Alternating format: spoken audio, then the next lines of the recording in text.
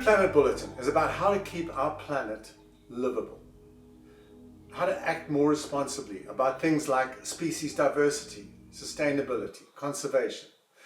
We're living in the Anthropocene. We're at a pivot point for our survival.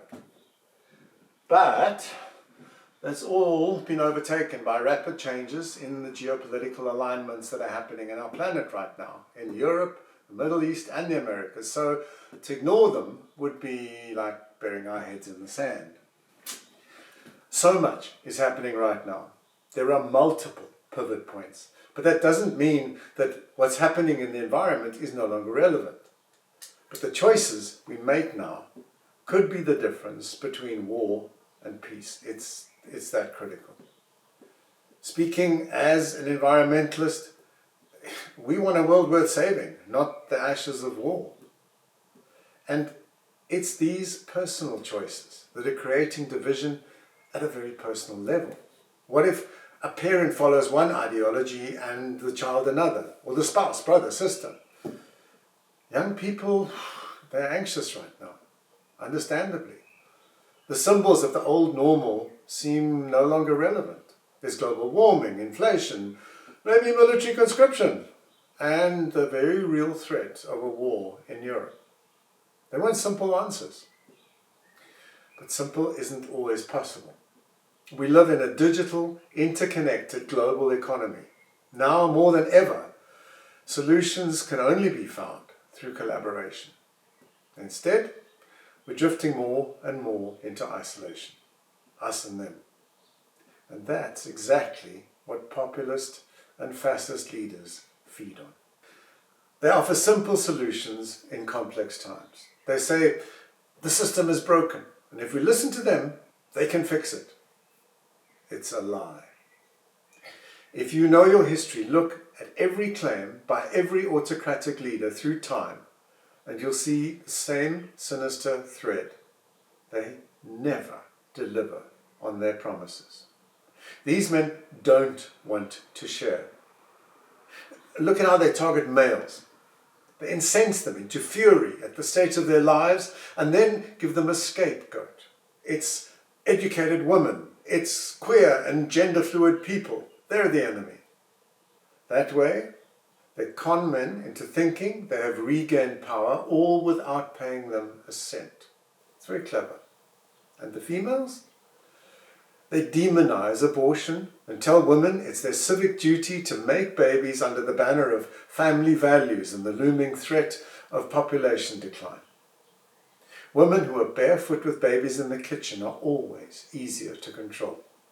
I'm not saying motherhood is a bad choice. It's essential given the current aging demographics in most developed countries. But it should not be at the expense of an education or a career. With the right political and social support, women can be both mothers and intellectually and environmentally powerful in their own right. But to young people demanding simple answers, the illusion of the right is tempting. Look at the current system, they say. Democracy, it's frustrating, it's slow, it's quarrelsome, you have this loud disagreeable opposition in parliament, you have a system of government that makes it difficult for one person to take control, to be decisive. My answer to that is exactly. Democracy works precisely because you have a loud vocal opposition in government. It's their job. They're an essential watchdog. They keep the ruling party honest. They point out corruption. And they don't always agree that those in power are doing things in the people's best interests. In many governments, you have two centres of power. The Senate and the House of Representatives. The Commons and the House of Lords. Whatever. Presidents or prime ministers often cannot serve more than 4 or 5 years. The creators of democracy did this for a purpose. These are the checks and balances that make it harder for one person to amass too much power. He or she has to consult, to build consensus. Sometimes they have to get the opposition to agree, which is never easy. These checks and balances to power are messy, noisy, and frustrating, but they are essential. Democracy is not a perfect system. But after millennia of trying out everything else, please read your history. From the ancient Greeks, the Romans, right up to the juntas in South America, the communists in Russia and Hitler here in Germany. It's all been tried many times before, all over the world. They all started off with noble goals, and they all degenerated into authoritarianism and dictatorship. Democracy is messy. It is noisy. But over time, it's been proven to be the only system that actually works. It stops one person from having too much power. It keeps governments, broadly speaking, mindful of and answerable to the people who elected them. And that's what fascists often forget. Government, at its most essential truth, is a service. The leaders elected in a free and fair election are there to serve those who chose them. Dictators don't serve anyone but themselves. For them, it's about power and control. And you, the electorate, are simply the tools they use, lie to, manipulate and control in order to get and keep that power. So, let's unpack these so-called strongmen and reveal the truth about what really drives them. The strongman offers certainty in uncertain times. He or she provides simple answers to complex problems. They sell an illusion. Join our group and we will change history, they say. But history has shown time and again that when people side with leaders who rule through autocracy, suppression and fear, instead of through reason and dialogue, the outcome is always bad. And not just for those they oppose, but also for those who follow them. For those who don't know their history, this disease is growing once again. Here in Germany we have Alice Weidel and the AfD. In France there's Marine Le Pen and her Rassemblement National. In Italy there's Giorgia Meloni and the Fratelli d'Italia. In Hungary there's Viktor Orban and Fidesz. In Holland there's Geert Wilders and the PVV. Far-right leaders thrive on the illusion of strength, but it's an illusion. The shadow of a dog, so the saying goes, never bit anyone. Here are some common denominators of the far right. These are the red lights you need to look out for. Fascist leaders present themselves as protectors of the nation. We defend the real citizens. They're going to make America, Germany, Italy, France, whatever, great again. They portray the current leadership as weak or ineffective. Remember what I said about democracy? Part of the appeal of autocrats is they refuse to submit to that messy, consultative, but necessary democratic process. They, by contrast, are the ones who will get things done. They claim to be the warriors prepared to take on their country's enemies, whether external or internal. That would be great if it was true. What they actually do is rip apart the very freedoms that bind together the fabric of society. The essential human freedoms of thought, dignity and respect for others. The right to disagree without fear. Fascists and populists also don't like educated, intelligent people. They group them under one title, the elite, and they frame them as the enemy, and they really don't like independent thinking.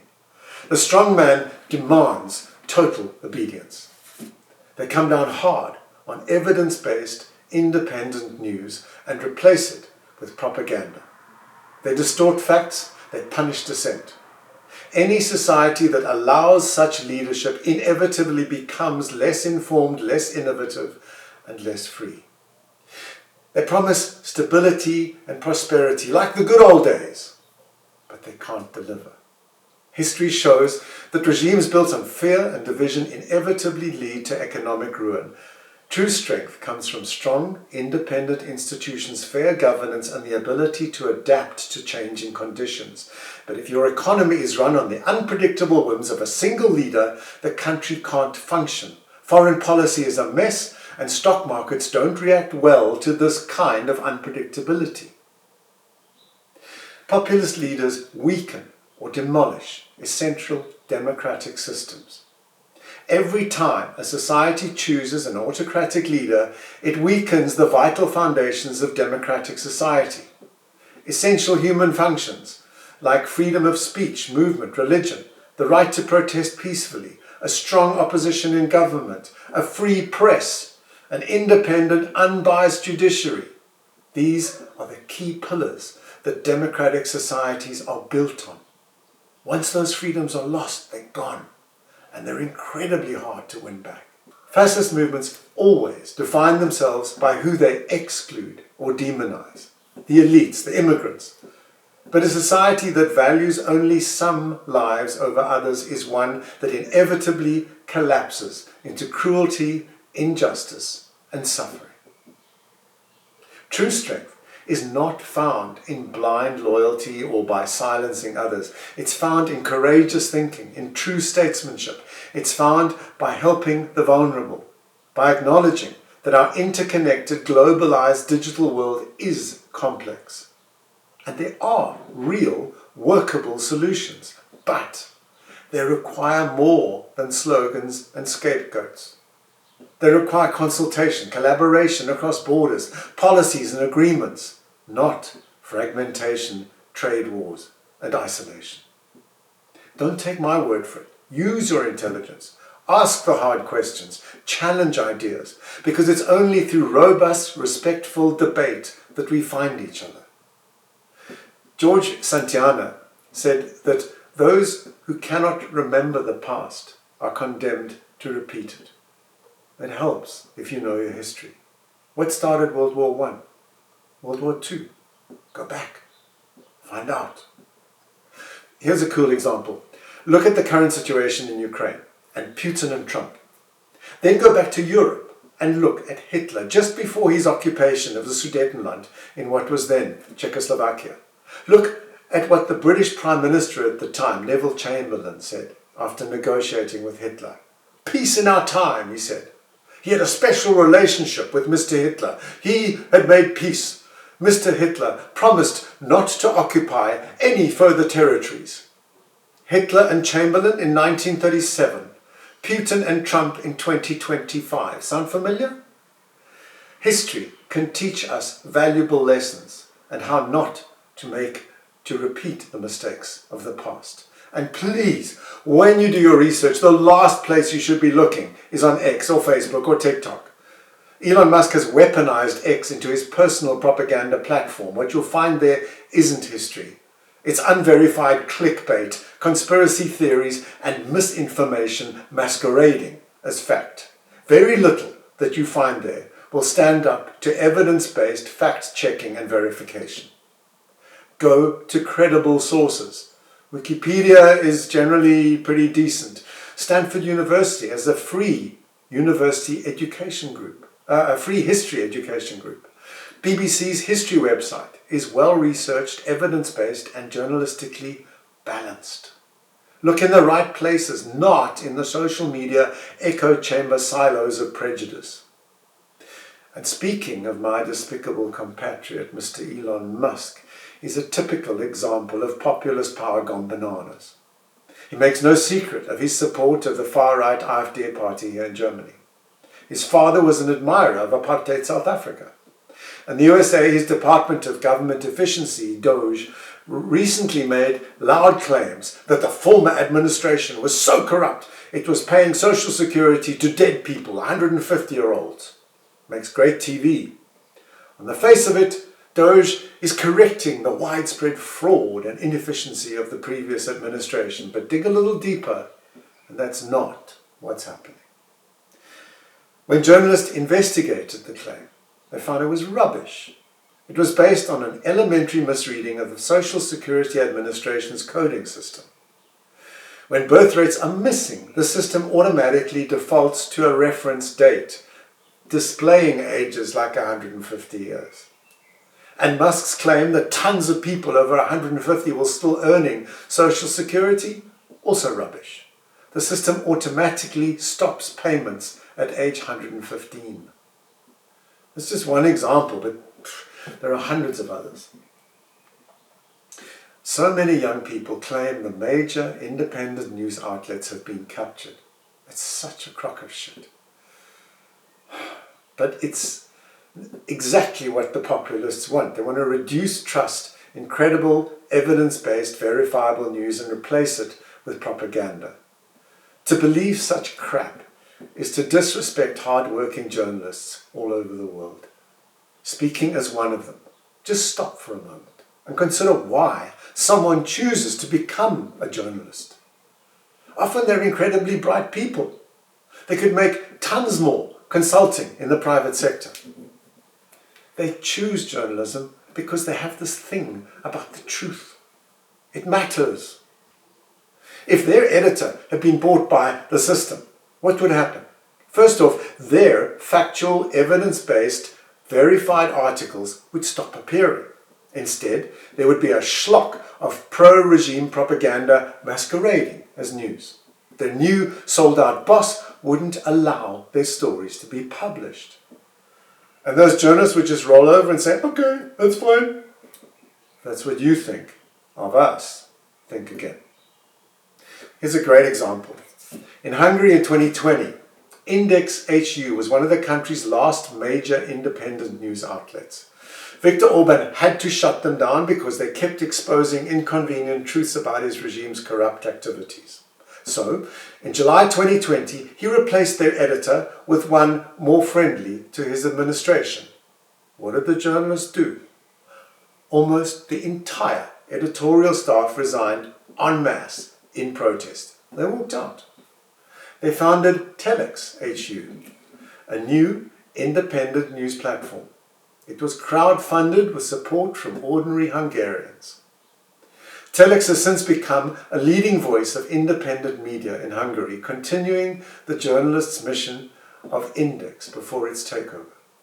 So please, look beyond the smoke and mirrors, verify, counter-check with credible sources, critically evaluate information, especially when it comes from influential leaders.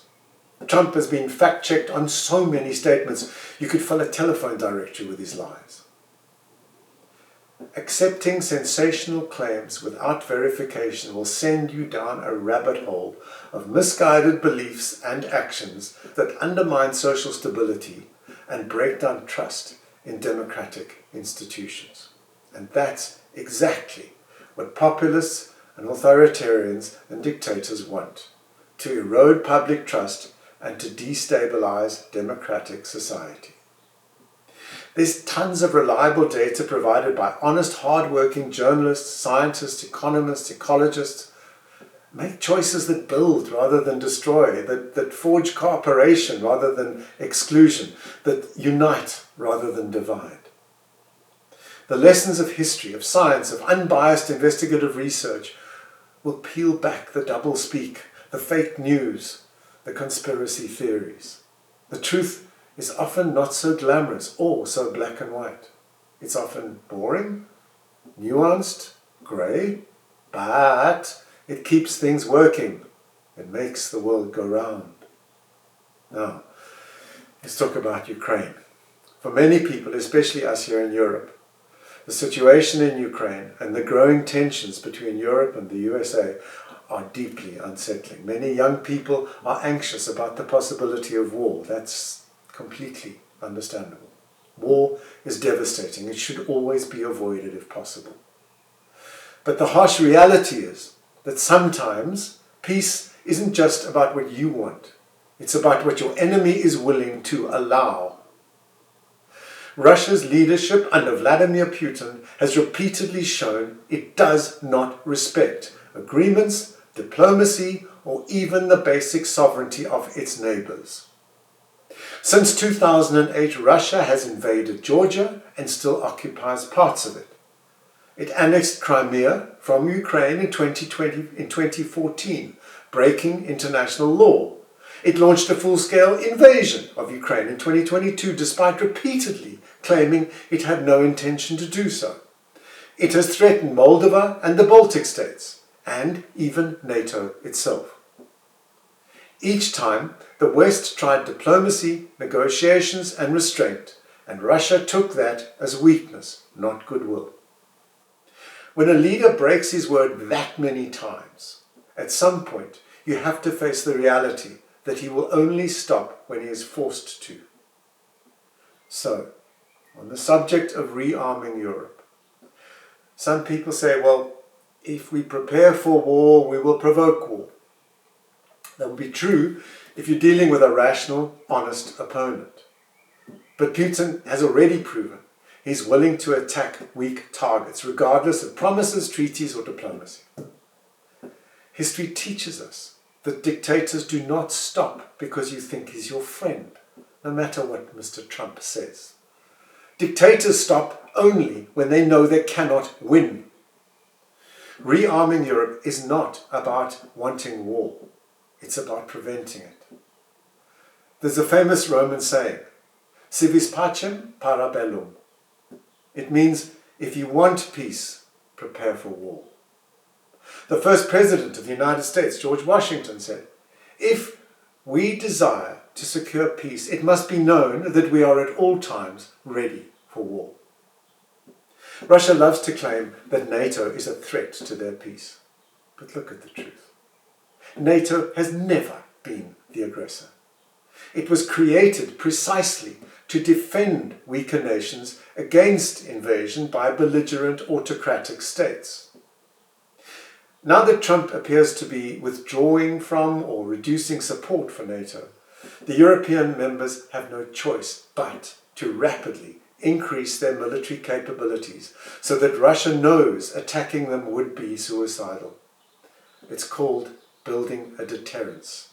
Here's another saying used by American President John Fitzgerald Kennedy. The only thing necessary for the triumph of evil is for good men to do nothing. If we don't act, if we ignore history, we will repeat the mistakes of the past. Before World War II, European leaders thought Hitler could be reasoned with. They kept making deals with him, hoping to avoid war. Hitler took their concessions as weakness and kept going. By the time the world acted, it was too late, and the war that followed was far worse than it ever needed to be. The same applies now. Why did Russia invade Ukraine? Because in Putin's eyes, Ukraine belonged to Russia. What he could not accept was that the Ukrainian people, through free and fair democratic processes, elected leaders that clearly showed that Ukrainians did not see themselves as Russian. In fact, they preferred the values of the West, things like democracy, a free press, EU membership, and to protect them against Russia, NATO membership. There's an interesting statement about how Russians think about Ukraine. It was made by the famous Polish-American diplomat and political scientist Zbigniew Brzezinski. One of his students was US Secretary of State during the Clinton administration, Madeleine Albright. Brzezinski said that without Ukraine, Russia ceases to be an empire. But with Ukraine subordinated and then subordinated, Russia automatically becomes an empire. It's a very informative insight and tells you exactly how Putin thinks. If Ukraine loses this war, Putin will not stop. He will push further, knowing the West lacks the will to resist. That's why Ukraine must be supported, if necessary with European boots on the ground, perhaps as a peacekeeping force, patrolling a demilitarized zone along whatever line gets agreed on. Europe must be ready, not to invade, not to provoke, but to defend. We have the power to shape the future, not through fear, but through strength, wisdom, and the lessons of history. So if you do have family members with opposing points of view, talk to them. Find out what's triggering them. Meet them where they're at. As long as you're in dialogue, you're making room for understanding and creating togetherness through the conversations that you're having, rather than increasing separation. How does this factor into the climate crisis, and why is Trump saying drill baby drill? Why is Elon Musk a key enabler and supporter of far-right parties like the AfD? because by hastening the climate crisis, by defeating and destabilizing European unity, the world economy will falter. And if that happens, there are kingdoms up for grabs. These strongmen are all about hoovering up the last scarce resources for the wealthy. Will we be content in Europe to be served up the scraps as housing, food, and the basic necessities become increasingly unaffordable? If you follow these so-called strongmen, that's inevitably where we're heading. In negotiating a peace for Ukraine, the last thing the EU should allow is to give Trump access to Ukraine's rare earth metals. That should be for Ukraine to decide. It should not be a condition for the peace. So please, stop drinking the Kool-Aid. We're not in Kansas anymore, Toto. Let's call a spade a spade. Europe is in crisis. And if you remember nothing else from this article, remember this. No leader should ever ask for unquestioning loyalty, and no citizen should ever give it. Blue Planet Bulletin is totally independent and supported by subscribers. It's a source of ad-free, open access journalism that encourages debate, provides insight, and explores thoughtful solutions to complex problems. We'd like to post more articles weekly, so if you like the articles we provide, please subscribe so that we can continue the work. Thank you.